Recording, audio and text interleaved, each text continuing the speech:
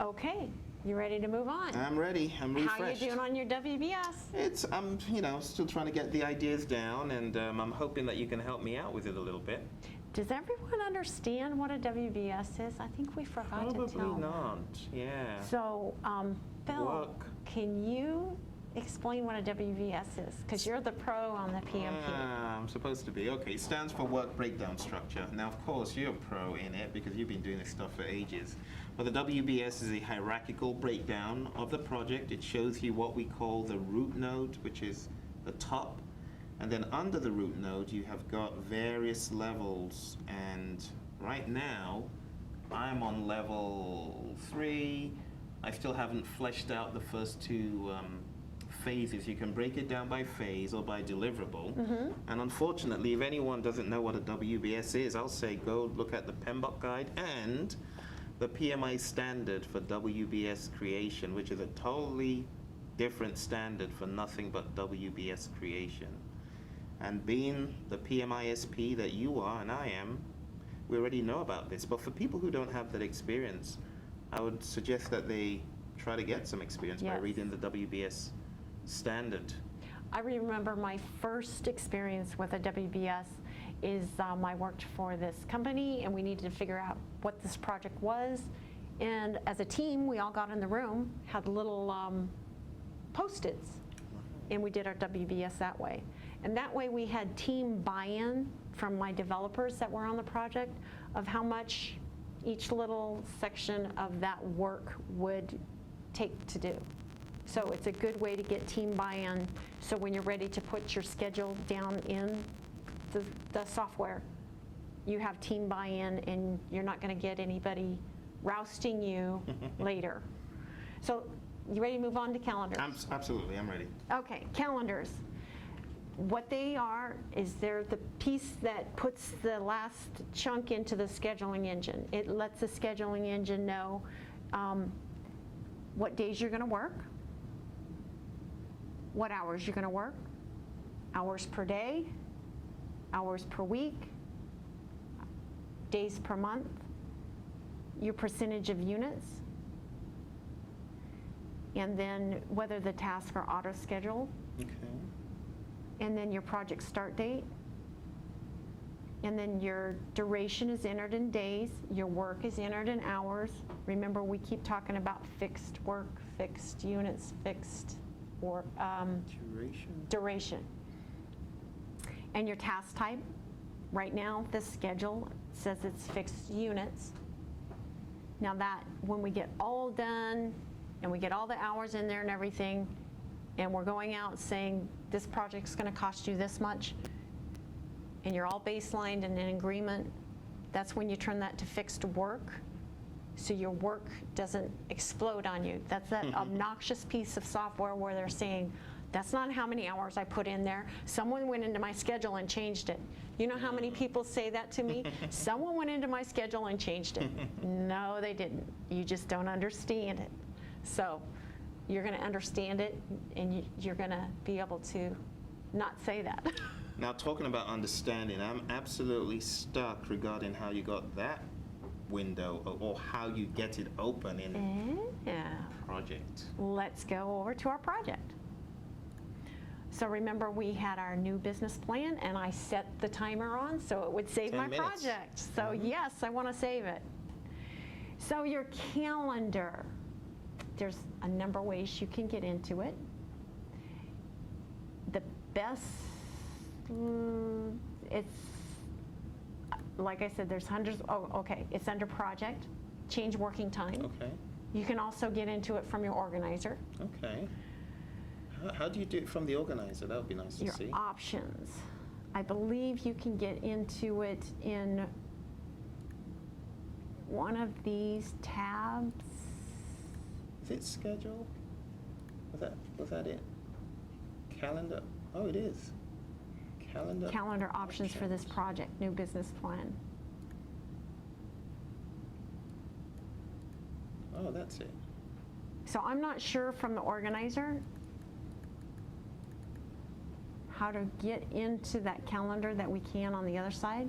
So Although this, yeah, that was really what I was curious about. So That's This is a that's high fine. level, okay. This is the one we went over on the slide. Right. So this is your options for your project and setting it. So that's part of your calendar. Okay. But to get in the real meat of the calendar, let me show you another way. Okay. So you go into change working time, and it looks a little different than what we saw before. Here's your options. Oh, I see. So there's a bunch of back doors and front doors, so there's no real right way. It's just the comfortable way of how you're going to get into each section and tell this what to do. So again, we got to this through project options or your change working time, and it brings up the calendar. Okay. Right now, this project's set up with a standard calendar. It comes with the global MPT. That's what's in the global MPT. It comes with several different calendars, 24 hours, night shift, and your standard. These others, where did they come from? From the project? Yes, from the resources. These are your resources. So there's 3 different calendars. You have your project calendar, which you set in your project information, and I'll show you that right now.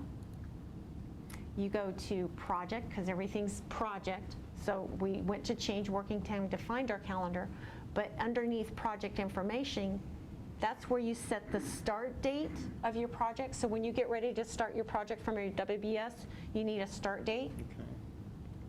Your finish date will be calculated for you, your current date, and your status date. Whenever you status your schedule, status date, put your status date in there. Okay. And then here's your calendar. Okay. So like I said, there's 3 different calendars that are in this global MPT now. On my server, I have an English calendar, I have a Russian calendar, I have because we have a lot of different contractors, so I have different calendars for each one. Different teams, different times. Okay. And so if you don't set your calendar to the actual days they work or don't work, you're going to have a 2 to 3 week slip, and you're going to have a lot. That's a lot of money if you have 8 people on your project and they make $50 an hour. That's a lot of money, 3 weeks. Oh, yeah. So let's go back to our calendar, and we can create a new calendar. So I'm going to show you that. Okay. Because this is our company, XYZ, and I'm going to make a copy of the standard, and you'll want to know how to put in holidays, right? So we got one coming up. I'll demo one, July 4th, right? So I want my July 4th, and it starts on July 4th of every year, and your details is it's non-working. So I want to set that and do OK. And if I go back into my calendar, it marks that day as a holiday and does not, oops, it didn't do it. And it calculates it as the holiday for that year. And it should have done it when I put it in here. I must have not clicked an OK button. July the 4th, details, and it's non-working, OK. And now it's set. So a holiday shown with a gray box and an underline. Is it Right. the underline? Right. Okay. Interesting. Okay. And then I think I lost, oh, here's my XYZ. That's why it didn't show. Here's my XYZ. No. Okay, so when I went back in, I didn't have it on Oh, I XYZ. see. So I made the new Okay. calendar, I put the holiday in there, and then I it's in see. there. So that's how Right. you would put all your holidays in there, in your exceptions. Now that's the project calendars. Now if Piers was going to take off on a certain day, I'd add that certain day here. He's going to take vacation those 3 days. And so I'd put those in there. And he's going to start and finish. And then those would show up on peers' calendars. I need to go in the details until it's a non-working day. Was that the case in '07? I can't remember, you know? They pretty much are just the same. It didn't change much on the calendar for 2010. Okay. Oh. So now he has, peers has non-working days. Now the thing there is, so a lot of people will put their vacations in on the server. This is standalone, but you'll go in there and say, okay, team, who's taking vacation so I can get it into my project, which is important too, so you can see when your work's not being done. And then after you put it in there, you'll notice your project slipped 2 or 3 days, or one of them is clear out here. Right. So your resource calendars are the ones that the scheduling engine looks at first. It's going to look at your resource calendar and says, oops, I don't have any resources, I can't do work. Then it's going to look at your task calendar, because there's another piece on here. And let me show you that piece. And first of all, or second of all, I want to set my calendar here to the XYZ calendar. And we're not watching our stuff move out, but we'll show you that in a later snapshot. So when I go in here and task calendar, remember there's 3 types of calendars: resource, project, and task. And I haven't showed you the task calendar. So this particular project, I'm going to open up that task information again, and I want to show this to use a different type of calendar. It has none now, so it automatically takes the project calendar. Okay. So now I'm going to tell it that this particular task is going to be 24-hour shifts. Okay. And I want it to ignore the resource calendars, because the resource calendars trump the task calendar and trump the project calendar. So if I leave that unchecked, it's not going to take my 24-hour calendar. Okay. So I want it to be my 24 hours. So you'll notice a change here. It changed it immediately because it's a different calendar. And that's that scheduling engine and that obnoxious piece of software going, I don't know what I did to my project. So that's Nice. calendars. So to get to calendars, I go to project, change working time, and then I can click on a day and put in the information about the day. And how did you make it the holiday again? Click on the holiday. You'd put your holiday in here. You click on your holiday. Let's make one real fast. Let me put it on that line. And he's going to take one vacation day, or we're going to have a vacation day that day. Okay. I have to make sure that the details tell it it's Details, okay. non-working time, Okay. and do okay, and then that'll set that. Got it. Date. Got it. Oh, good. Oh, that's good. Okay, so I have a few more little things. Now, if you spent time working on a calendar and painstakingly put all of the vacations and the holidays in there, and you went to a different project or a different computer, or you wanted to share it with some other person, Right. that's where your organizer comes in great. Oh, okay.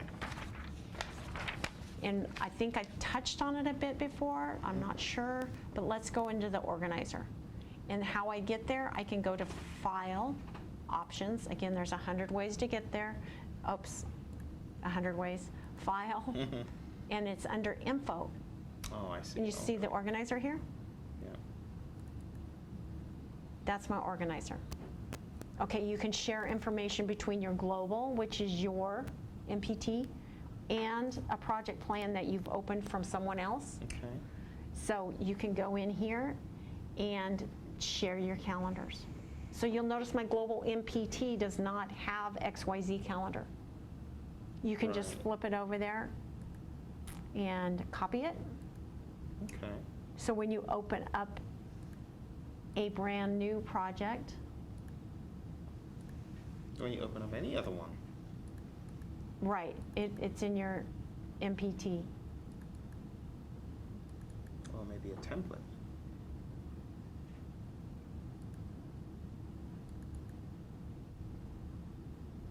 And then you go here, and your No, XYZ it's calendar. right in there.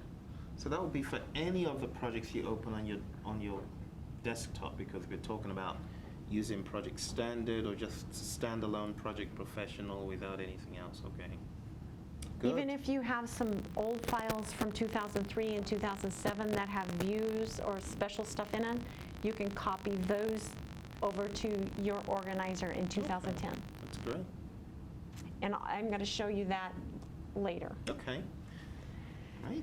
Okay, your project reports. They're great little reports in here. You have several of them. You have your canned reports that have been in there since 2003. I'm not real. I don't even use these, but they're here if you want them. So that was really quick. So you hit Yeah. project, Yep. and then you Project hit and reports. reports. So if you think about it in a logical way, anything that has to do with tasks are under the task. Okay. Resources are under resource. Project, your project information, your calendars, your project reports are under here. And this 2010 has a new one, compare projects. I don't know how many times you have two different versions of project, like you've updated your schedule and then someone will say, well, what changed? All right. You can do compare. Oh, okay. So it comes in handy. Nice. Again, your reports, I don't really want to Googleize over these because I don't use them. I'm going to show you 3 reports that we actually use in our business Okay. later on. And then your visual reports, these are really nice. They work with your database that's built in the back of this. I'm going to try to pull up one on the work. Let me see which one's I like this earn value. So I'm pulling that up from this project, and I want it in months. I don't know what the scale line is of this is. What's the? Looks like months at the top and then weeks at the bottom. But this isn't a very long project. Yeah, that's just, that's a few days. So I'm going to do it in weeks, and you just do view. It works with Excel Good. or Visio. You'll notice there's 2 up here. So you can use your familiar Excel tool. Nice. And it builds an OLAP cube. And I'm not sure what OLAP stands for. Me neither. All I know it's a fancy name for modeling and tweaking about data, presenting it in different ways. Okay, It's an Excel thing. cool, huh? Right, yeah. So it has these reports right now. So if you had earned value information, it would bring that all up, Right. plot your cost. And it probably doesn't have any costs even loaded in the schedule. That's true. That's why nothing's showing. But there's this OLAP queue that I use quite a bit to do different reports. So it gives you to your familiar Excel, gives you the data out of the project, and you can just do whatever you want until your heart's content. Nice. So those reports are there. And there's all sorts of them. So you just got to figure out which one you want to use and make it so you're consistently reporting on the same report every week. Don't change it around, because then the managers can't see what's happening to your schedule. Okay, we talked about the organizer and the global MPT. So I believe we're ready to talk a little bit about the different types of tasks, the estimates, and the next part of the dynamic scheduling portion. So let's take a little break, and we'll come back, and you'll have your WBS done. I hope to. Okay, thanks. Okie doke.